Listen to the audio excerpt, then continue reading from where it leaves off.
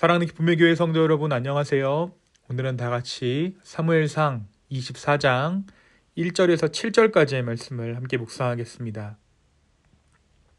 사울이 블레셋 사람을 쫓다가 돌아오매 어떤 사람이 그에게 말하여 이르되, 보소서, 다윗이 엔게디 광야에 있더이다 하니, 사울이 온 이스라엘에서 택한 사람 3,000명을 거스리고 다윗과 그의 사람들을 찾으러 들 염소 바위로 갈새. 길가 양의 우리에 이른즉 굴이 있는지라 사울이 뒤를 보러 들어가니라.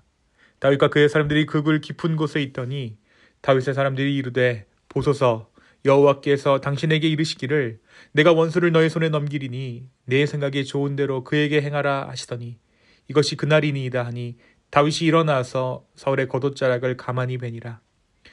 그리한 후에 사울의 옷자락 뱀으로 말미암아 다윗의 마음이 찔려 자기 사람들에게 이르되, 내가 손을 들어 여호와의 기름 부음을 받은 내 주를 치는 것은 여호와께서 금하시는 것이니 그는 여호와의 기름 부음을 받은 자가 됨이니라 하고, 다윗이 이 말로 자기 사람들을 금하여 사울을 해하지 못하게 하니라. 사울이 일어나 굴에서 나가 자기 길을 가니라. 아멘. 우리가 계속해서 우리 사무엘상 말씀을 아침마다 묵상하고 있습니다. 우리가 어제 말씀 23장을 통해 그 일날을 구원한 다윗의 이야기를 함께 나눴죠. 다윗은 그 일날을 구하기 위해 위험을 감수하고 나아갔습니다. 다윗의 사람들의 배신 가능성 속에서도 하나님께 묻고 그 인도하심을 따라 순종하며 다윗은 피신하는 믿음을 보였습니다. 상황이 그를 주관한 것이 아니라 다윗은 하나님께 순종하는 삶을 살아가고 있었던 것이죠. 오늘 말씀 이처럼 광야에서 쫓기는 다윗과 그를 끝까지 추격하려는 사울의 긴장 가운데에서 하나님께서 다윗의 손에 사울을 맡기셨음을 기록하고 있습니다. 오늘 우리가 읽은 1절부터 7절까지의 말씀은 엔게디 광야에서 사울이 다윗을 잡기 위해 들어왔다가 오히려 다윗의 손에 목숨을 잃을 뻔한 그런 결정적인 순간을 오늘 말씀이 나타내고 있죠. 오늘 말씀에 보니까 사울은 3,000명의 군대를 끌고 다윗을 추격합니다. 그러던 중 길가의 한 동굴에 들어가 쉬게 되죠. 그런데 공교롭게도 그 동굴 깊은 곳에 다윗과 그의 사람들이 숨어 있었습니다. 다윗의 곁에 있던 부하들은 이것이 기회다라고 생각했죠. 여호와께서 원수를 너의 손에 넘기신 날이다. 지금이 사울을 죽일 절호의 기회다라고 다윗을 부추긴 것입니다. 결국 다윗이 조용히 일어나 사울에게 가까이 가죠.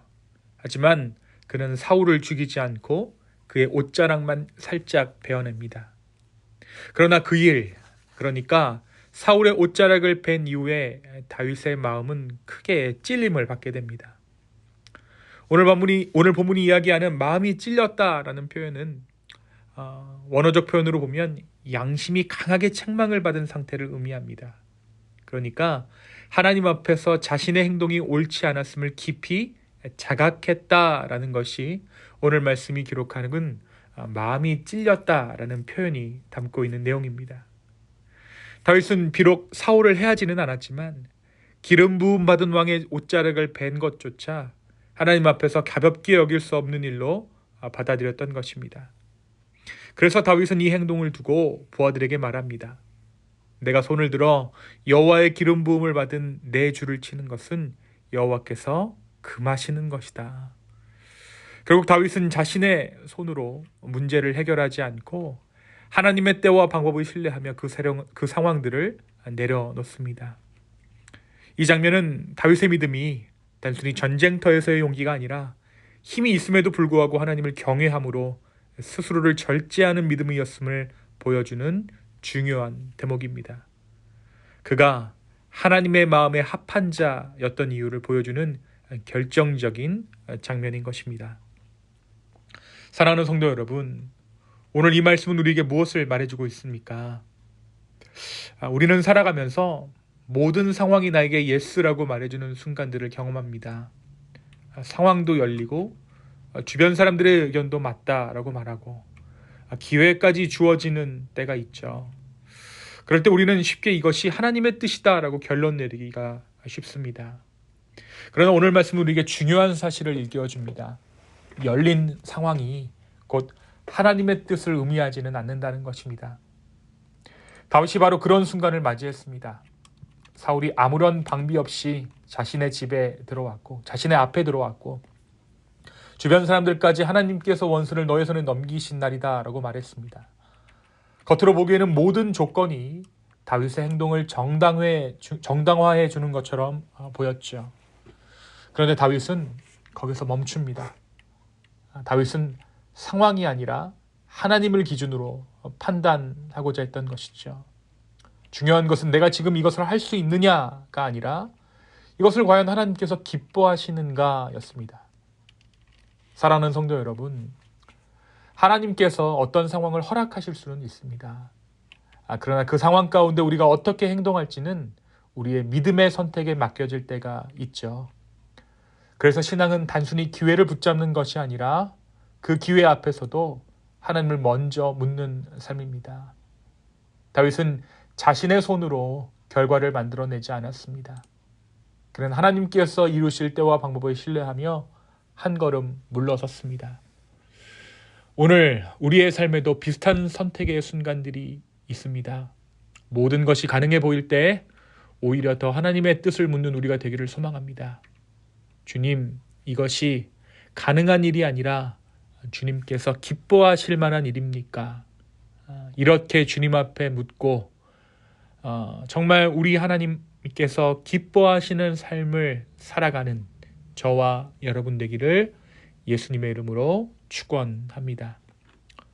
두 번째 오늘 말씀은 우리에게 자각하게 하시는 은혜에 대해서 말하고 있죠. 다윗은 오늘 본문에서 마음의 찔림을 느꼈다라고 고백합니다. 사울을 해하지 않았음에도 불구하고 사울의 옷자락을 벤 것만으로도 그는 하나님 앞에서 자신의 행동을 돌아보게 됩니다. 그리고 그 일에 대해 마음 깊이 뉘우치게 되죠. 그리고 자신보다 아래에 있던 부하들 앞에서 다윗은 모든 권위를 내려놓고 회개합니다. 또한 자신의 부하들을 강하게 막아서며 사울을 해하지 못하게 하죠. 감정이나 상황의 유리함보다 하나님을 향한 경외를 더 중요하게 여겼기 때문입니다. 사랑하는 여러분, 깨닫게 되는 것, 이것이 은혜입니다. 깨닫고 돌이키는 것, 이것이 믿음입니다. 하나님께서는 우리가 완벽해서 완전해서 사용하는 것이 아니라 우리의 마음을 깨닫게 하시고 돌이키게 하시는 은혜로 우리를 이끌어 가십니다. 사랑하는 기쁨의 교회 성도 여러분, 우리의 신앙 역시 큰 문제 앞에서만 하나님을 찾는 것이 아니라 작은 마음의 움직임 앞에서 우리는 하나님 앞에 서야 할 것입니다. 오늘 하루도 우리의 마음을 비추시는 하나님의 음성에 귀 기울이는 저와 여러분 되었으면 좋겠습니다. 그리고 우리 가운데 깨닫게 하실 때 즉시 돌이키는 은혜를 누리는 저와 여러분 되기를 예수님의 이름으로 축원합니다. 이 시간 함께 기도하시겠습니다. 주님, 오늘 이 다윗의 삶을 통해 우리의 삶을 돌아보게 하시니 감사합니다. 하나님, 우리의 뜻과 우리의 힘을 의지하는 것이 아니라 또 상황이 열렸다고 모든 것을 진행하는 것이 아니라 다시 한번 하나님의 뜻을 물으며 나아갈 수 있는 우리 되게 하여 주십시오.